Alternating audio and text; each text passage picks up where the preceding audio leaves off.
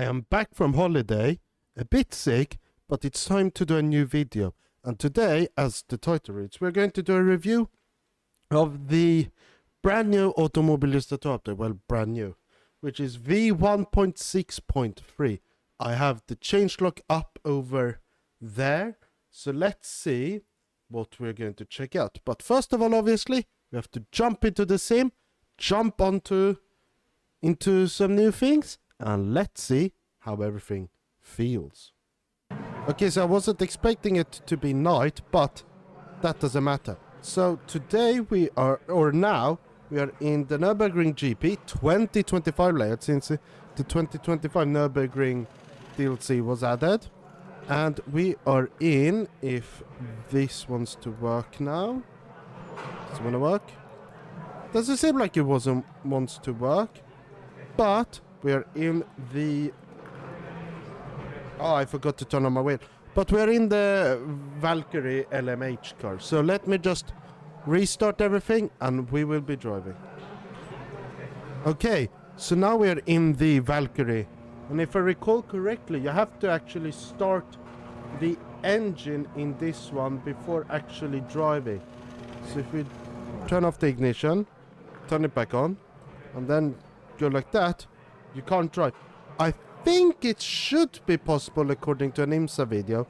I will review that footage and then just make a bug report on that a bit later on, or after this video obviously.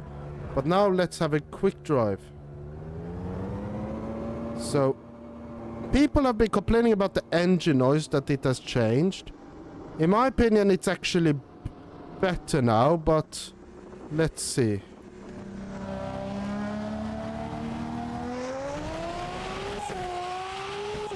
Feels great. Okay, I should have probably not done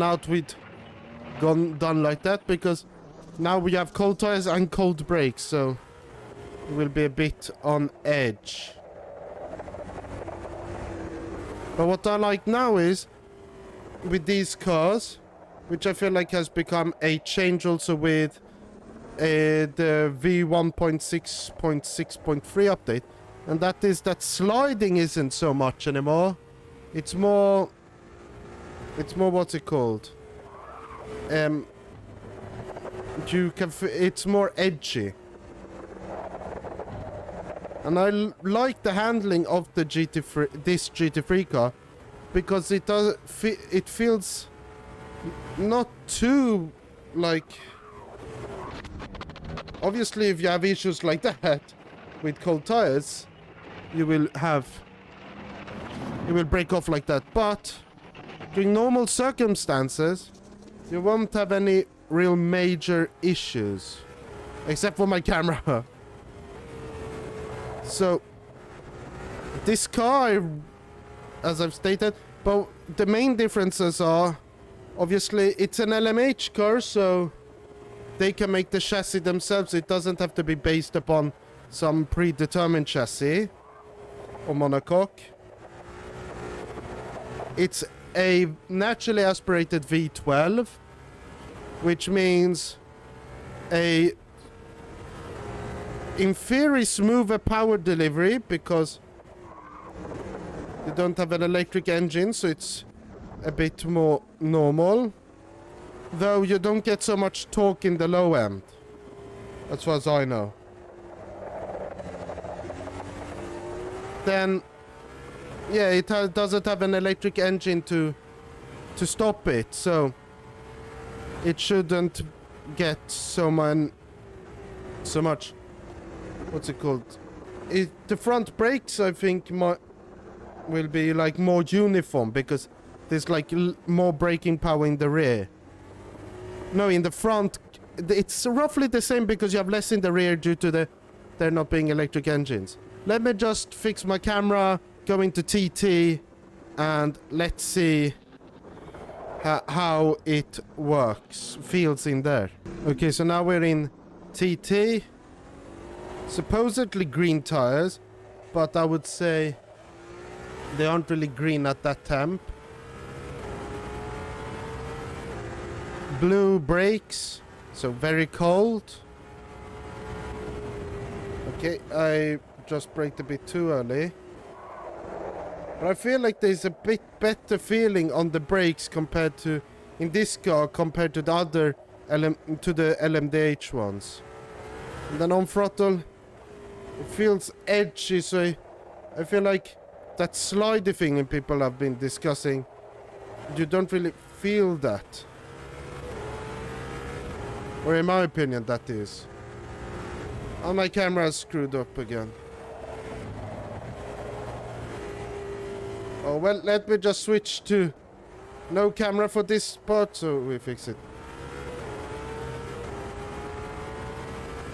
So in general, yeah, I feel like this is a very good handling car. It doesn't feel weird, in my opinion. Feels very nice. Cold tires feel very edgy. So you have to be a bit like a rally driver. And then also with the brake feeling, I mean, it feels more like, it feels easier, because I remember I read an article where there was an LMP2 driver who discussed how it was driving LMDH cars. And there he complained a lot about the brake feeling, because you have the brake-by-wire system and it feels very odd, whilst in an LMP2 car it feels more intuitive. And in this car I would say the brake is more intuitive, because you don't really have that electric braking. So that's a very good part. But this isn't the... This is only the first real Aston Martin coming. The next one, which I will be discussing, is, I feel like it is one, which I feel like, okay, there was a bit of oversteer sliding, or understeer I should say. But yeah, it's a class which I feel like most people won't really drive a lot, because of it being what it is. So let me just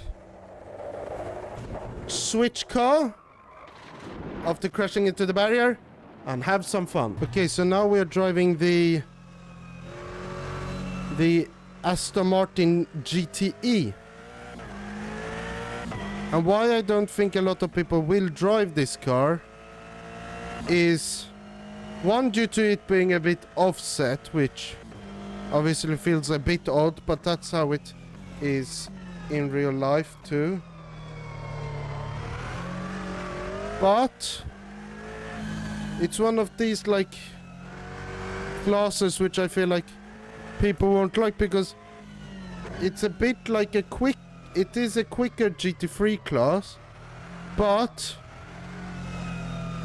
it doesn't really have any ABS.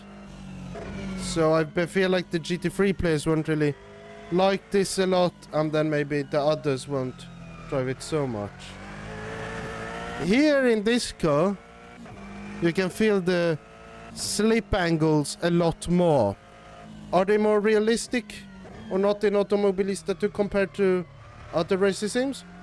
Well, I am no expert, so I can't fully answer that question in a way which makes sense, but I made a video on it on a car showing telemetry data, and I came up with Automobilista 2 not really having too much slip angle. I feel like it's just the feeling of some people who feel like there should be like very little slip angle and don't really want to feel slip angle, which in my opinion is a bit weird.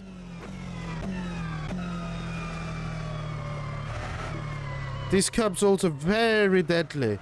It seems like around here, so be prepared.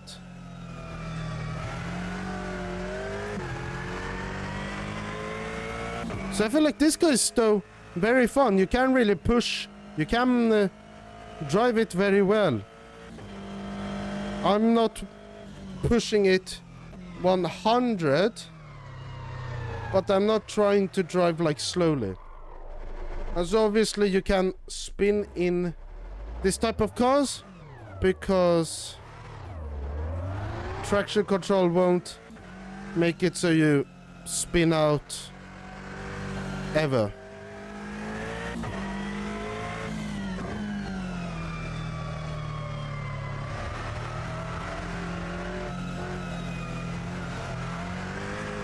And then I feel like we're a bit done with this guy. I've already I feel like I've given you most about it. It is a GTE car, has traction control, no ABS. You can feel a bit of slip, you can feel and see the slip angle. Doesn't mean it's unrealistic. So now it's time to head off into the GT3 version, which is not of this car because the GT3 in Automobilista 2 is an upgraded version of this car. So all old GT3 liveries actually are made for this bodywork and not the Evo's bodywork. Okay, so my braking skills are bad. But now let's take the GT3 car, the GT3 Evo, and let's do a lap of the Nürburgring and see what are actually the changes. I'm not going to do the night race differences because that will happen in my next video. Okay, so we will be driving around the Nürburgring again in the night, but I feel like we will still see the actual changes quite well. And this was in my opinion, bit of an unnecessary drama talking about like, oh, this should be included in the previous version DLC, whilst this has been like it's a completely new track, which I feel like is deserved to be its own DLC. So I feel like, yeah, it's worth the money, but I will discuss it a bit further. So first, when we come out of here, you have the Welcome to the Green Hell sign. You have new, I think the things around the track are a bit the same. This isn't. The Falcons have been a Schmitz curve. I believe in the older version they are Falcon. No, those were Falcon. I mean, they were like Yokohama or something. There was some other brand. You have more poles in this version. What you should also have is if you can see somewhere around here, is you will have LCD screens showing like yellow flags and red flags, like what's there right in front of us. So that's like some of the main changes which are across the whole track. This first section isn't really too different. You have a few, I believe some paint can be different or the same. You also have that sign on there, Überholen Nürlingske. No idea. But I'm not sure if those signs are different. Maybe, maybe not. What you will feel though, a different thing you will feel is actually the resurfacing, which comes up a bit further on. And also we'll see a certain paint on the floor. I will have to try and remember. So now we're coming up onto Schwedenkreuz, which should be on the left somewhere. It's a bit dark, so we maybe won't be able to see it. Or no, there it is. It's in here. And you also have that beautiful dash on this car. I will discuss the handling of this car in when I drive like the second lap, which is a bit more of a push lap, which might not go as far. You have Xiaomi SU7 Ultra, which I think isn't a phone but their car which broke the Nürburgring record. And I'm reversing here because here is where one of the major new resurfacing areas is. what do you want to call it? So here you can see the new corner going down Vauxhall. You feel that this is a lot smoother. Something nice you can do is basically go straight through here. You don't have to do a lot of movement in the steering wheel to actually change the direction. And here comes something which, when driving around there, will shock you. And this is this curve. It's humongous now. It used to be flat, but now you can see you really can't take it anymore. Then this whole next section, I believe, is the same. I believe most sections coming up from now will mostly be the same. There will be some differences, but nothing major.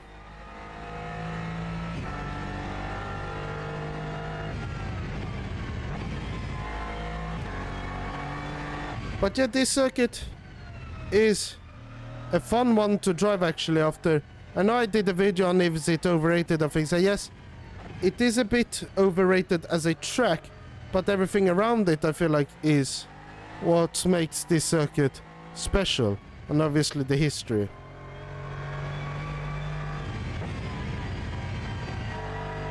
So also what they have changed to the 2020 version is they've actually improved the mesh. So a very good example of that, in my opinion, is when you go through Vauxhall in the 2020 old version, you had to turn. Wait. Oh, interesting. Football car. If we just have a look at the back here. Oh, glowing brakes. I saw a cool ad for some cool lights, which look like brakes. But if we go back to here. What does it say? Motorsport 9 Kang. I believe that's new too. To this version. But what I was saying about the mesh is, you can definitely feel that it's new, because driving around Vauxhall in the 2020 version, old one, you really had to turn to go zigzag. But I believe I drove the new mesh and it didn't feel like that. But at least in the 2025 version, you don't really have to do that. So that's a very nice thing. I believe there are some new... Yeah, there could be a few new patches like here and there of new asphalt. New asphalt, yeah.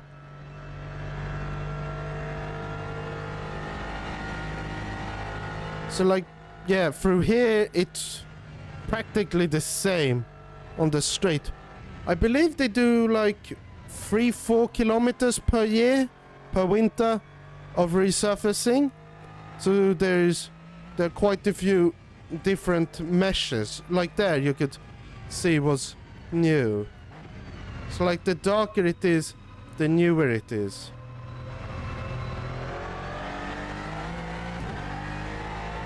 And as I stated in my Nürburgring overrated video, I believe this concrete is original from when they actually put it in. It's a bit like Sebring, because I believe that concrete is also from when it was used as a World War II airbase. While that vantage downshifting sounds very weird. I don't know if that's like an AMS2 thing or if it's a Aston Martin thing, but that's really weird in my opinion. So soon we should be coming up to the decal I was talking about. I believe it is in YouTube corner, which should be after this section here.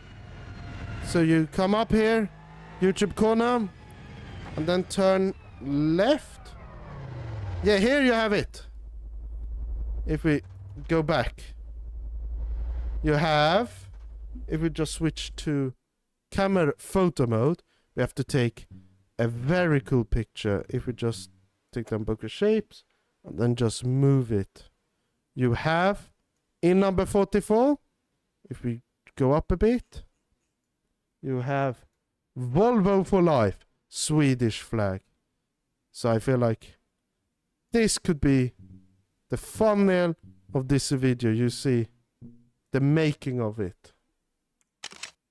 So you have cool Volvo for life, even though that's an Aston Martin. Minor details. So that's basically the decal I wanted to see.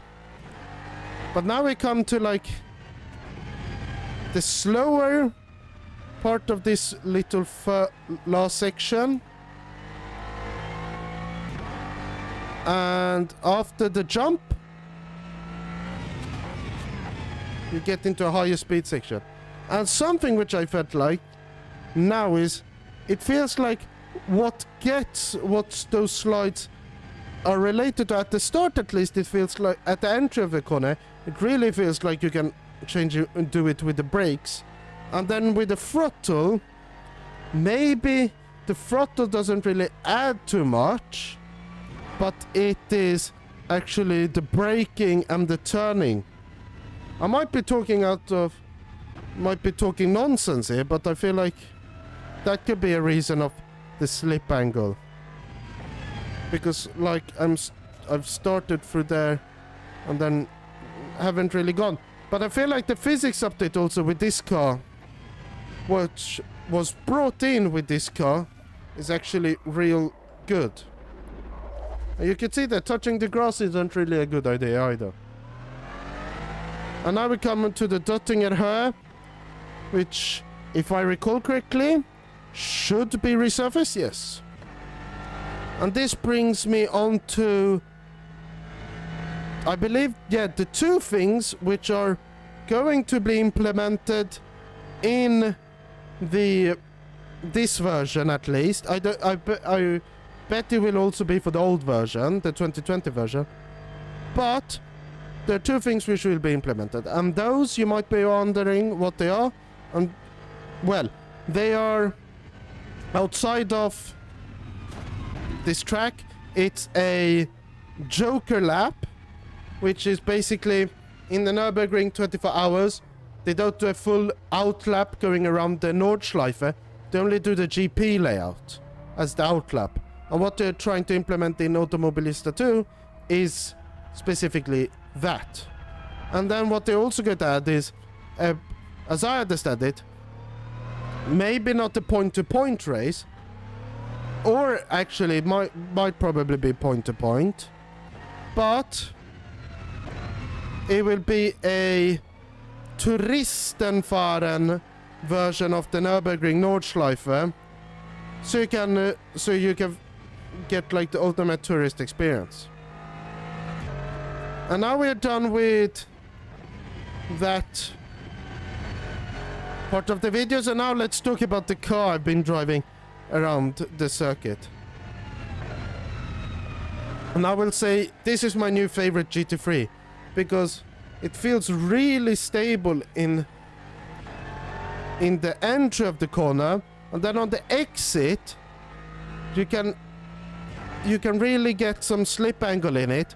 And in my opinion, that's obviously, I don't know how much slip angle should be allowed, but this car really like handles my driving style very well, because I like braking very late, rotated the car using the brakes, and also around the throttle to get some even more slip angle.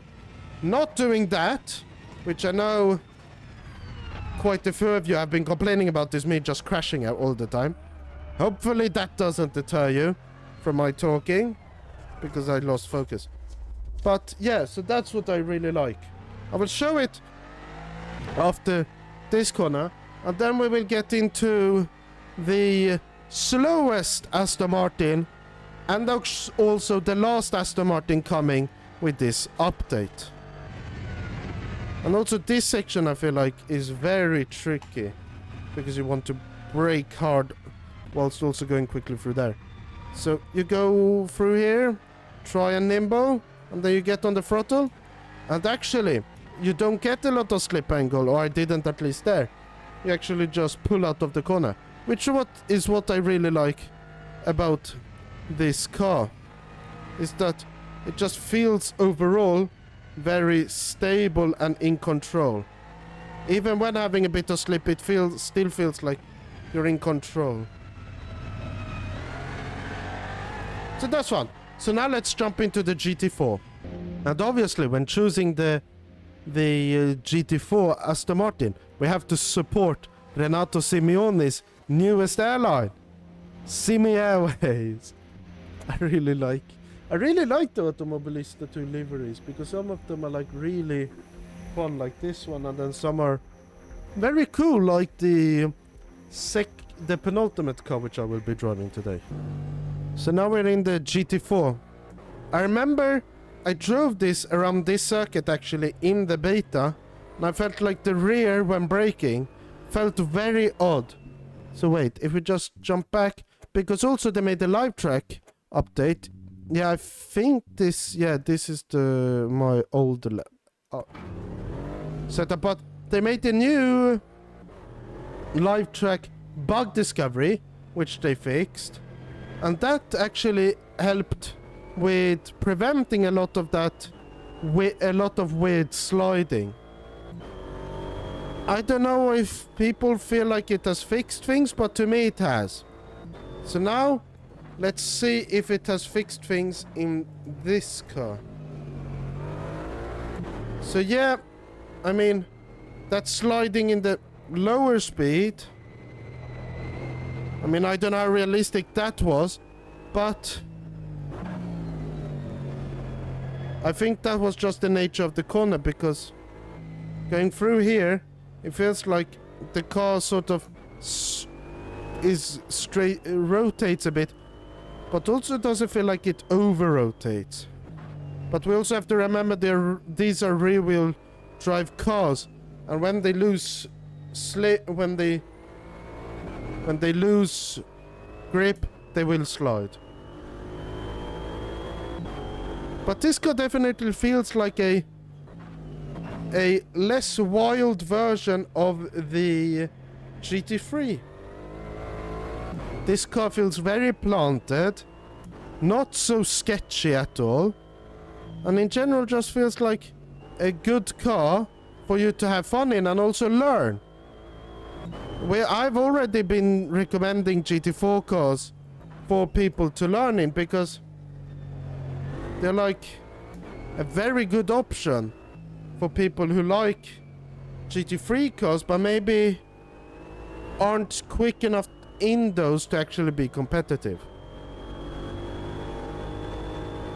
But you might be thinking, Arvid, I don't want a Aston Martin GT4 car.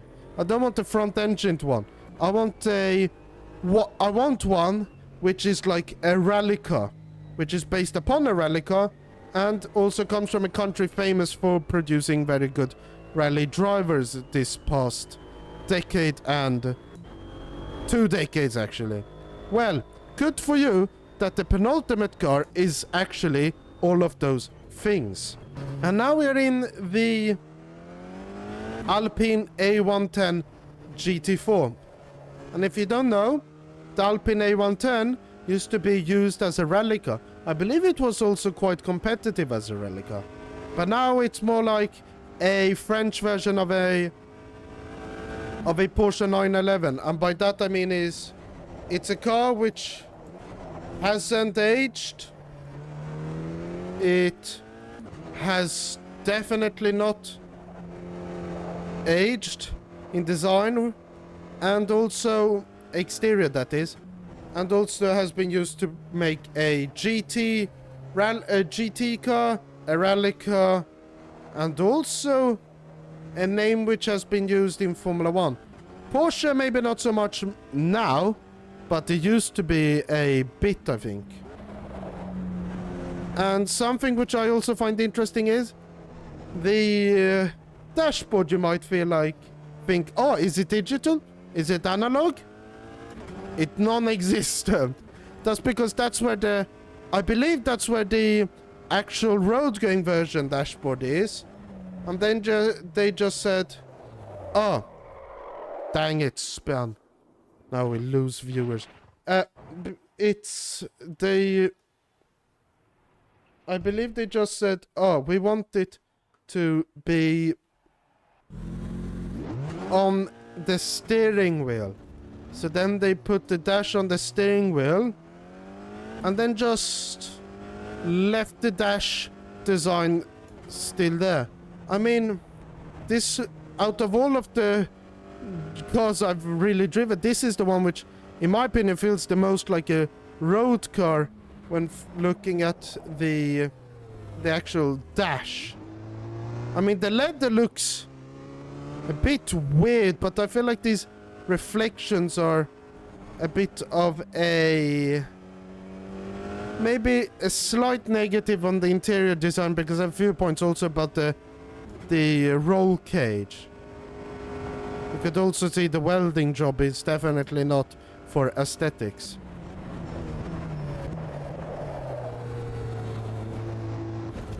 So the ABS really seems to work well in this car, which is a nice thing. But it seems like trail braking, maybe not so much.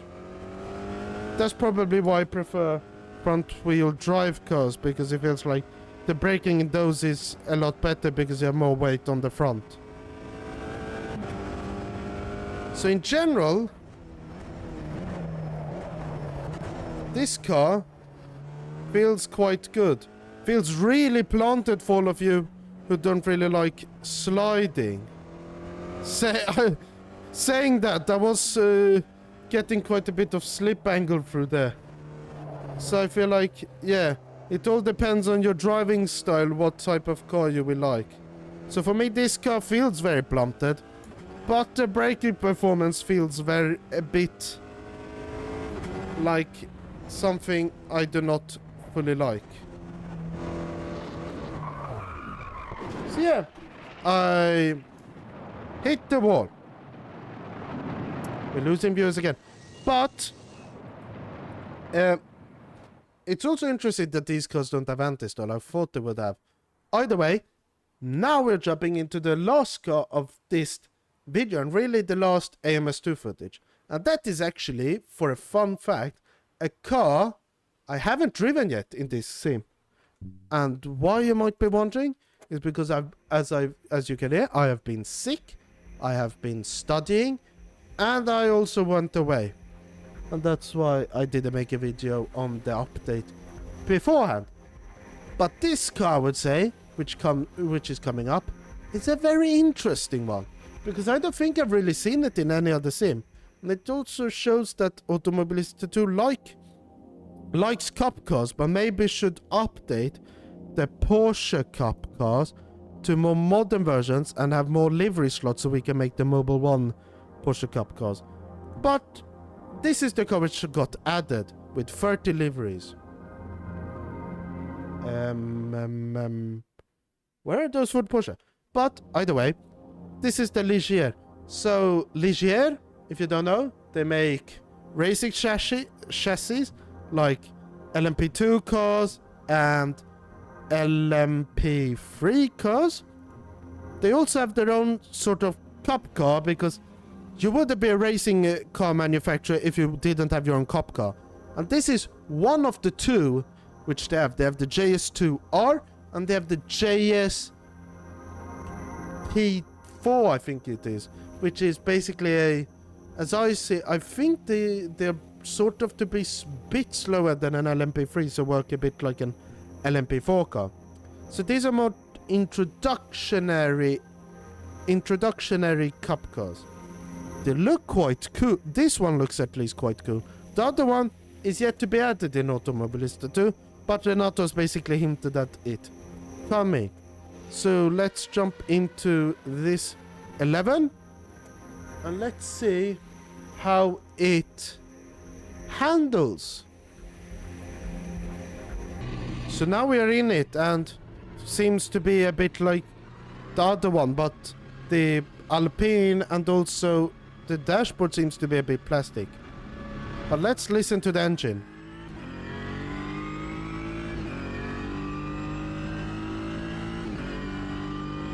The engine note is very weird. The initial shift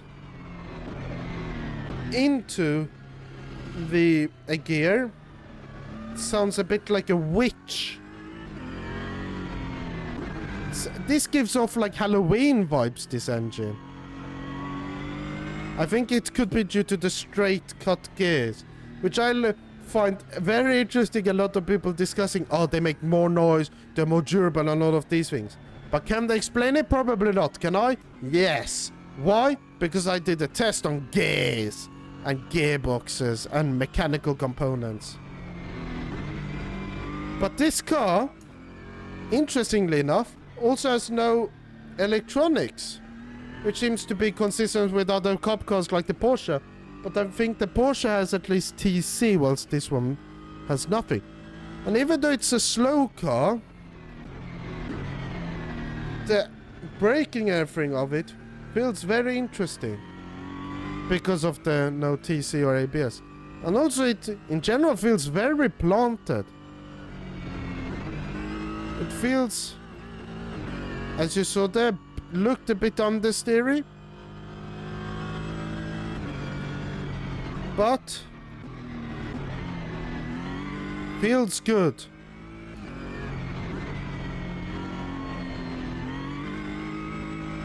It really feels like you can throttle out of the exit, which in my opinion is very good, because it shows that you have a lot of grip and you can just drive it. But you also have to remember there are sims which have that in situations where maybe you shouldn't be able to. And like there, you actually could get some spin, whilst I feel like in some other sims you can't really. So if I just... yeah, you can see there. It seems like it really likes to put weight on the rear and understeer this car.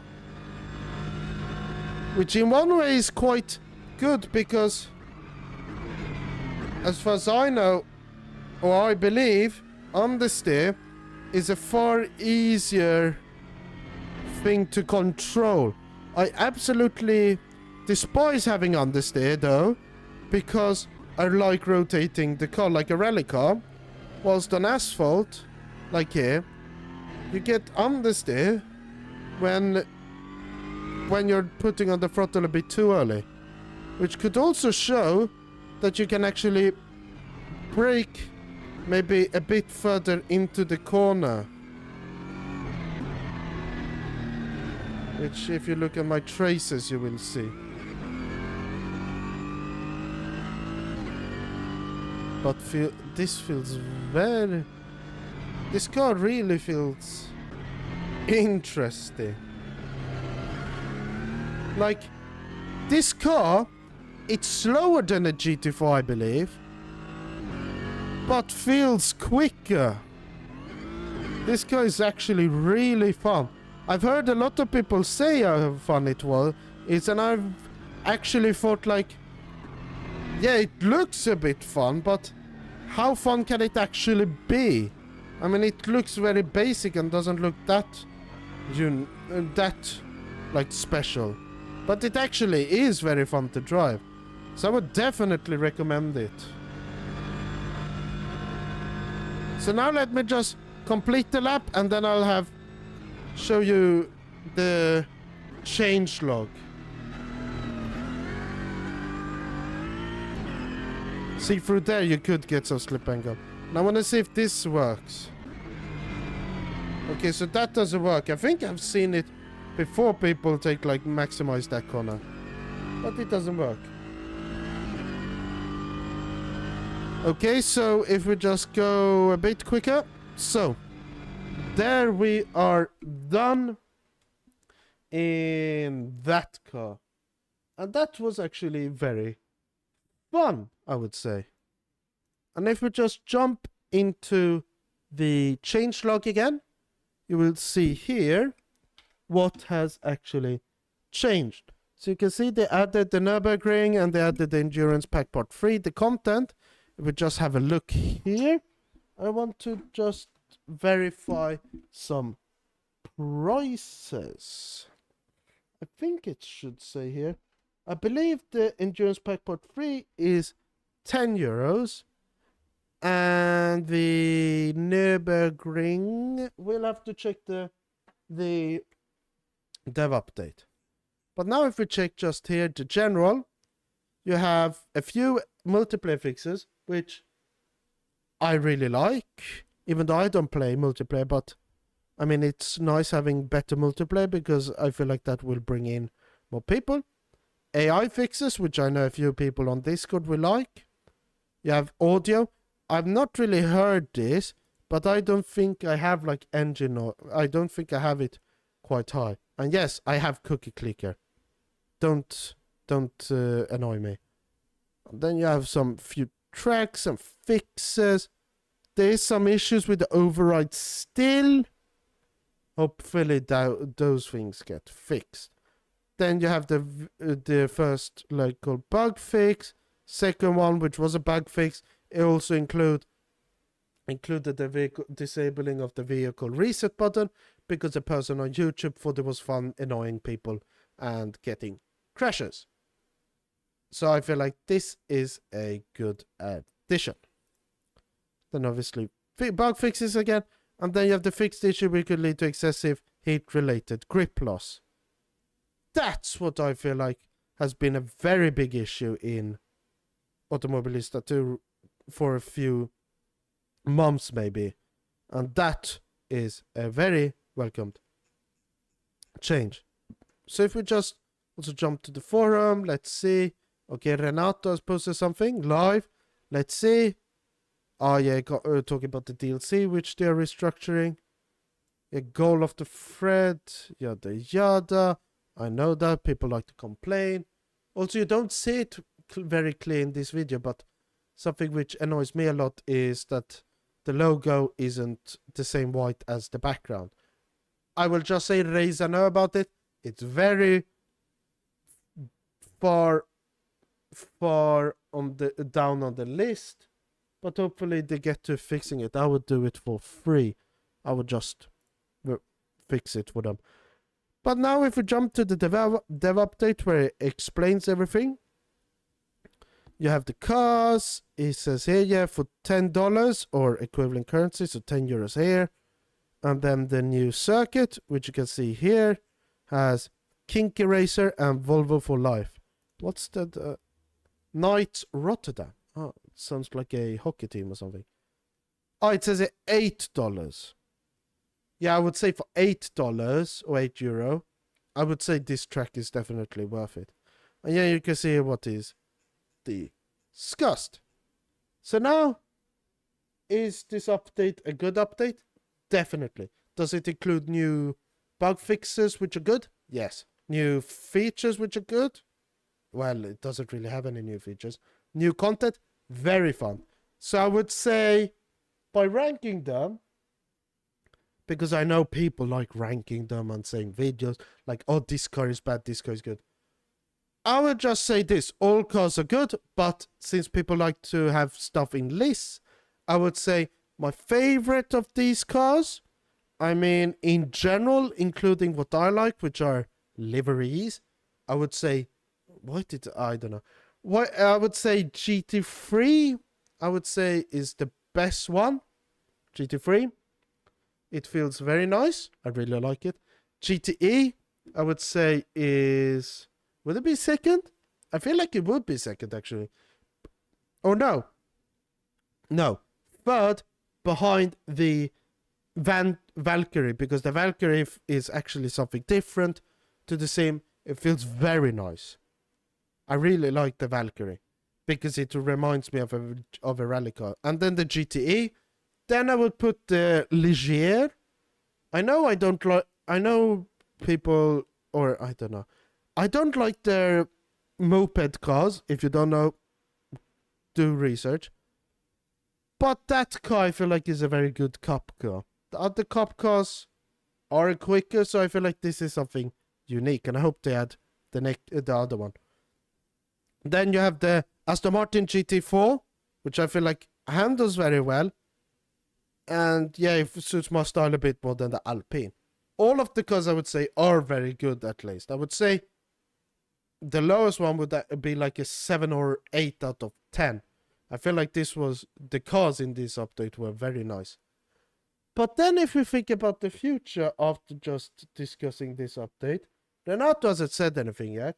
I might do a video on what he's saying, will be saying. But I say that as it will be either two things. It will either be NASCAR and the final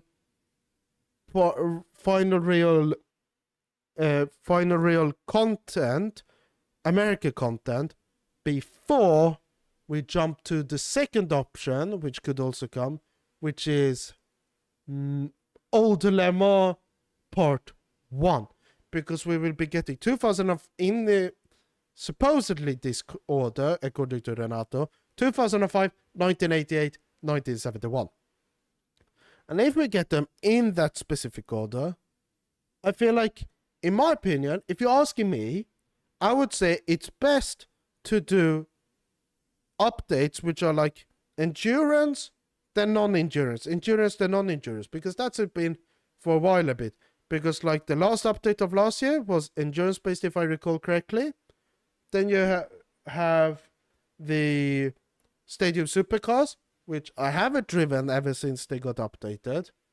Added, I mean. But I still feel they are very cool. And then you have the endurance update, this one. Then you could have like endurance. No, then you could have NASCAR to be like Merca and also very cool. Then you could start with Le Mans 2005. Then you can have a pack in between, which isn't sort of endurance related, which could be... What could it be? Could be off-road, let's say. Let's say they want to do a few rally stages. So they have a... Yeah, so they have rally stages. Then they could do Le Mans 1988. And then they could do... What would be a cool pack? Snow. They could do snow. And then they could do Le Mans 1971. That's how I feel like should be good. Because then you get a mix of like endurance and historic stuff in one update. And then you can mix it in with modern, odd stuff in the other one. So it like fits a more broader user base. But what do you think? Comment down below. Once you're done there, please hit the like button and also subscribe. My next video, as I've stated, will be on the Nürburgring. Maybe this little catsy-watsy Paddington might make an appearance again, like he did in one of my previous videos. We'll have to see. But after the Nürburgring video, I don't really know anything. But now, it's time for the brand new segment, which is Fun Fact of the Week. And today, I have to just quickly come up with one fun fact, so I will be back. Okay, so I've come back with a fun fact. So my fun fact is actually something about the future of automotive. Because we all know we will most likely go into electric propulsion, which either is by batteries or hydrogen. Hydrogen can also be combusted, but there's a few reasons why that won't happen, which I won't go into in this video. But about these electric engines, about the engines is you want them to be efficient but also powerful. And a lot of companies have been developing these engines to try and produce them to be more electric efficient, produce more horsepower and also be lighter. And the big one, which came out I think a few years ago, which was like the big sort of like, oh my god, what have they done? Is the Koenigsegg dark matter engine, which they developed in-house, patent pending, I believe, a radial flux e-motor, which produces 800 horsepower and 1250 Newton meters of torque. So 800 horsepower is 600 kilowatts. Remember that. Recently, Mercedes also released a new concept car, you could say, which looks a bit weird, but also looks a bit like an Aston Martin, in my opinion. I will show you a picture. Here it is, the AMG GT XX, which I feel like looks a bit like a Aston Martin in the front. And what you might be wondering is about this car is why I am talking about it when it has like 1000 kilowatts, 360 kilometers per hour, top speed and all of these things. Well, what I haven't told you is how it's going to be powered. And that is using an engine developed by a Mercedes-owned company called IIYAMA. And the other one, the Koenigsegg engine, weighs around 30 kilos and produces 600 kilowatts of power. IIYAMA claim they can make 550 kilowatts from 13 kilograms. So you would, if you think like the energy density, the power density of if you think the dark matter engine has a very high power density, that this has blown that out of the roof, because it's like a bit less than half the weight of the dark matter engine, and it produces nearly the same amount of power, which shows how IIYAMA can produce something very powerful. But I also read that they want to push this one to, I believe it was exactly this one. Yeah, we get on to push it down about 500 kilometer limit. They don't want to go like that. So what I also have read is that they want to make this engine, put it into the AMG GTXX, and make this one produce 1000 kilowatts. Or at least be able to. So think, 13 kilos for 1000 kilowatts, which is like a bit more than 1300 horsepower. They can just put two of... You can have like... How many? You can have like 5 of these for the same weight as maybe like 2 dark matter engines. Then this will produce 5000 kilowatts, which will be like over 7000 horsepower. And then the Koenigsegg will only produce like 1000. A bit more than 1000. No, it will produce like nearly 2000 horsepower. So I mean, IIYAMA are doing something very well, which it doesn't seem like Koenigsegg has currently been able to do. But obviously it's Koenigsegg, they're Swedish, the engineers. You don't ever doubt Swedish engineers, because if you give them money and give them confidence, they will produce stuff which can work very well. If you want to do some more research, just do research on Swedish military equipment. That's like a very good example to show Swedish engineering. Obviously you know IKEA, but IKEA is IKEA. But now, on that fun fact, it's time to say goodbye. I've been Racing Legend. You've been my amazing viewers. Thank you for watching. Goodbye.